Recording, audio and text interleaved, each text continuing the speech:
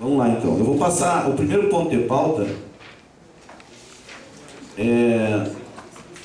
Aposentadoria especial, decisões mandadas de injunção e sua aplicação prática, posicionamento recente do STJ, entendendo possível conversão de tempo especial exercido até 98. Inclusive aquele requerimento que a gente fez, né, quando o CEF fez. Tá, então a Luciana vai expor a respeito do assunto.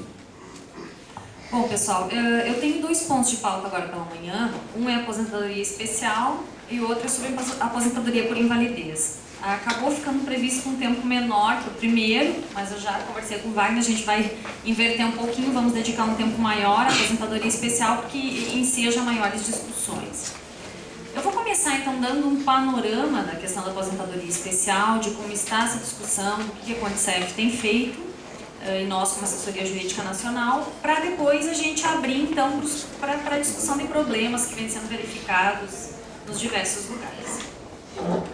Bom, gente, a aposentadoria especial para os servidores públicos, como todos sabem, está prevista no artigo 40, parágrafo 4º da Constituição Federal. E no início era prevista, na redação original, e depois foi alterada pela emenda 20, era prevista aposentadoria especial para quem exerce atividades sob condições especiais que prejudiquem a saúde ou integridade física, a serem definidos em lei complementar.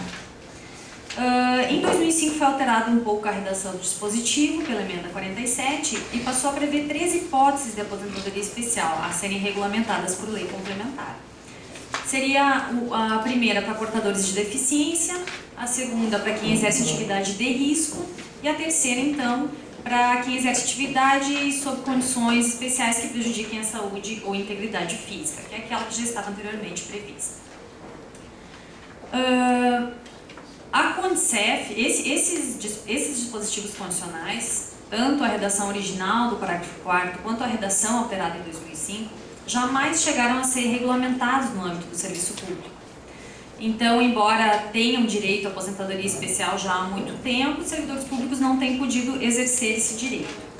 Por esse motivo, várias entidades sindicais propuseram mandados de injunção perante o Supremo Tribunal Federal e, dentre elas, a CONTSEF, que propôs o mandado de injunção 880.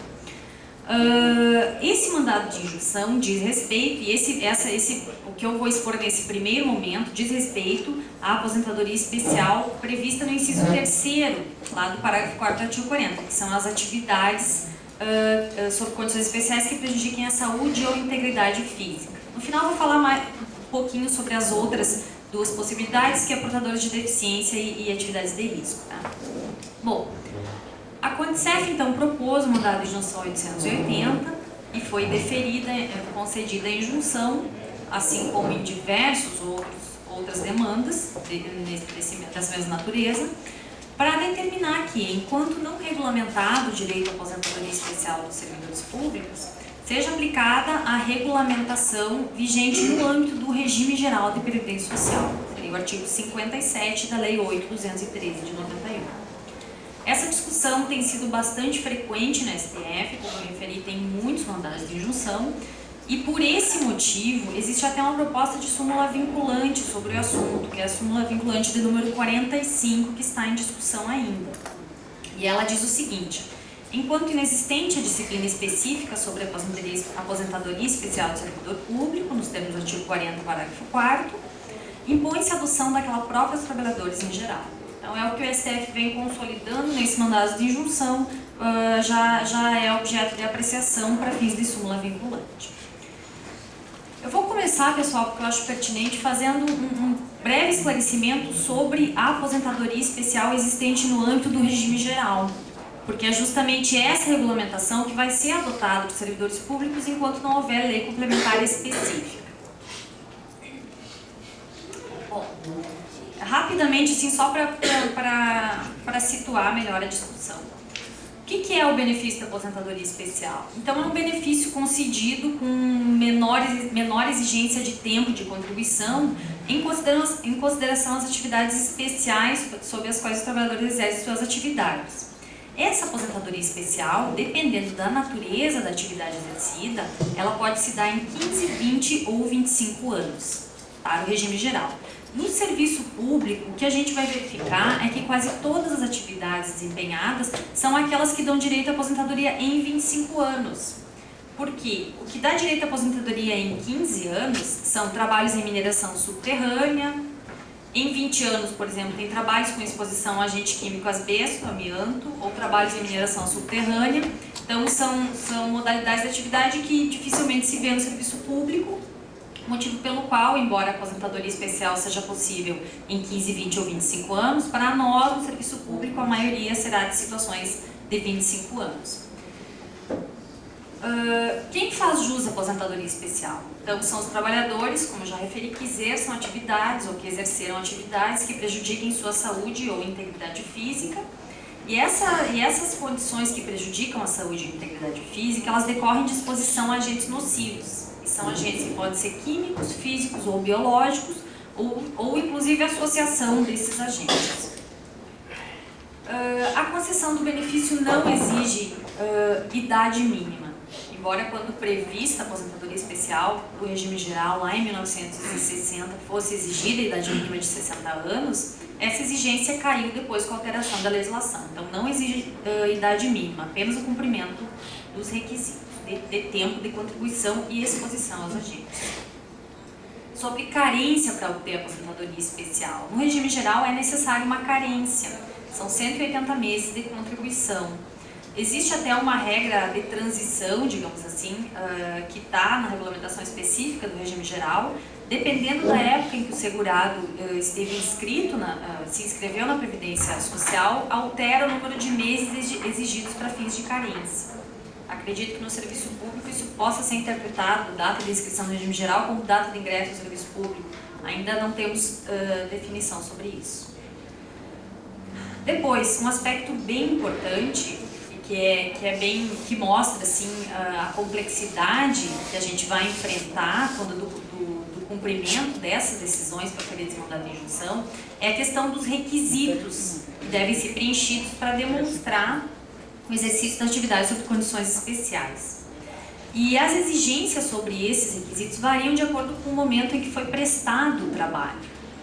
Então, por exemplo, o trabalho prestado até abril de 1995 vai poder se caracterizar como especial, tanto se a pessoa trabalhou com agentes nocivos, quanto se a pessoa desenvolveu atividades que eram e profissões que estavam elencadas em um rol previsto em decretos. Então, em outras palavras, naquela época haviam decretos prevendo agentes nocivos, A, B, C, D, profissões, e listava as profissões. Então, o simples fato da pessoa desempenhar uma determinada profissão que estivesse elencada dava direito à aposentadoria especial sem necessidade de demonstrar efetiva submissão ou exposição a agentes nocivos.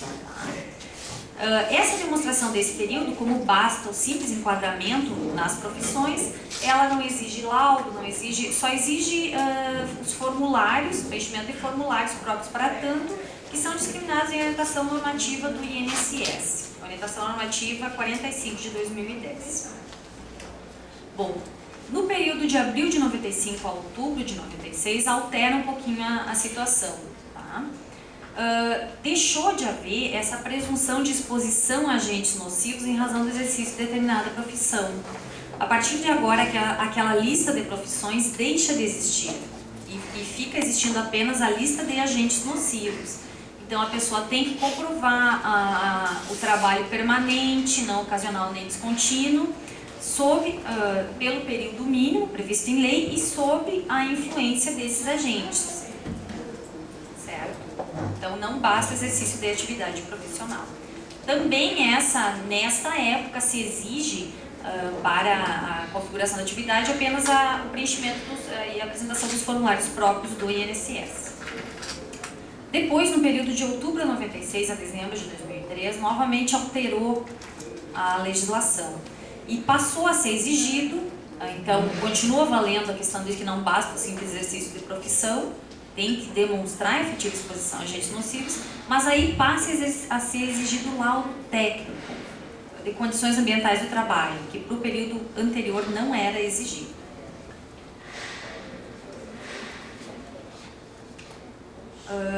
Nesse momento há uma alteração interessante, que, por exemplo, que diz respeito aos trabalhadores expostos a agentes biológicos, em razão do contato com doentes ou materiais infecto-contagiantes, que é o pessoal que trabalha em hospitais universitários, especialmente, que a partir desse momento se passa a exigir que essas atividades, para dar direito à aposentadoria especial, sejam exercidas em estabelecimentos de saúde.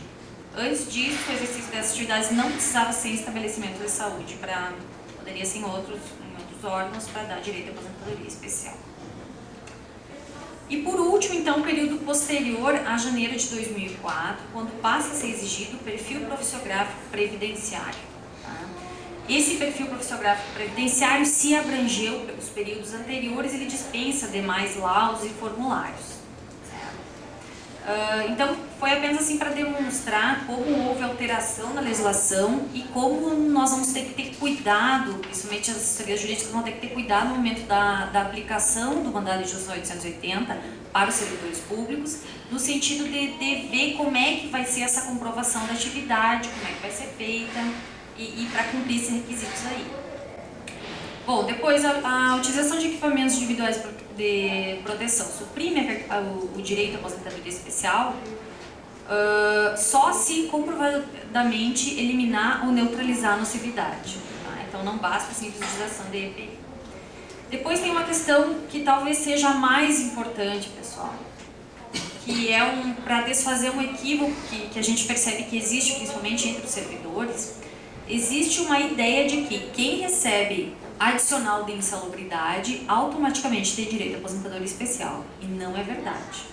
A regulamentação do adicional de insalubridade e periculosidade é uma, prevista nas normas regulamentadoras. A regulamentação da aposentadoria especial é outra. Os requisitos são diferentes, embora possam às vezes coincidir, mas não basta receber adicional para ter direito à aposentadoria especial.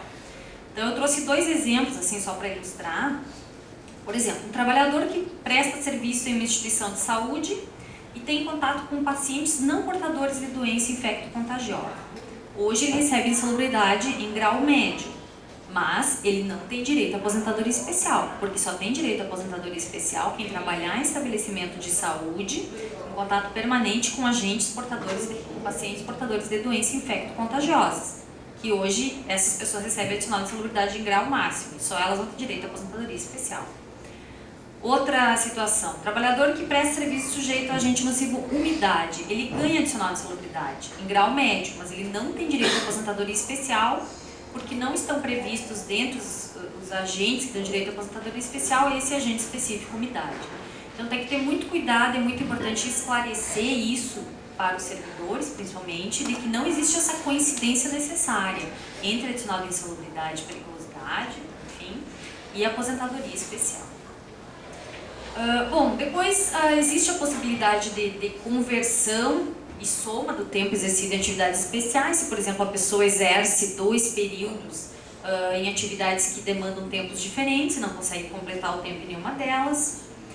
Depois tem a possibilidade de conversão do tempo insalubre em tempo comum, do tempo especial em tempo comum, que é uma situação muito interessante, depois a gente vai ver melhor isso, que é para quem não tem todo o período em aposentadoria especial ou para quem quer tentar fazer a conversão para se enquadrar em outra regra de aposentadoria que não é especial. Depois eu vou comentar melhor isso.